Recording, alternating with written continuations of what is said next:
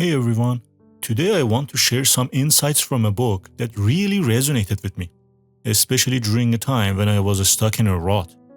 The book is called The War of Art by Steven Pressfield.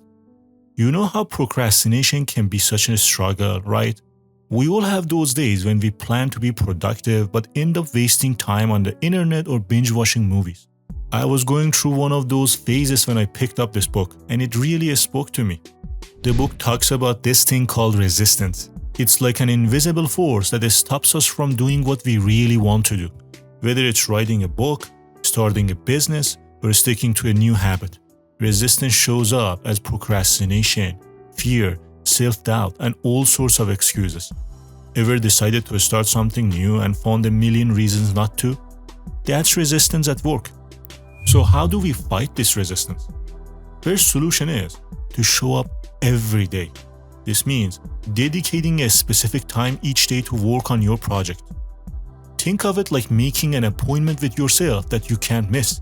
Success doesn't happen overnight. It's about showing up consistently and putting in the work, even when it's hard. Remember, failure is just part of the process. Every rejection or setback is a step closer to success. Think about writers like J.K. Rowling and Stephen King. They faced tons of rejections before they made it big. They kept going because they were persistent. One of the good ideas in the book is turning pro. This means shifting from an amateur mindset to a professional one. Amateurs work only when they feel like it and get easily distracted by resistance. Professionals, on the other hand, are committed, disciplined, and show up every day. It's about treating your creative work seriously and making a priority. Second solution is to take advantage of inspiration. Pressfield believes that inspiration, or what he calls muse, comes when we show up and commit to our work. When you start working regularly, creative ideas start flowing. He even talks about creating rituals to invite the muse, like setting up your workplace in a certain way to get into the creative zone. Create a routine or ritual that signals it's time to work.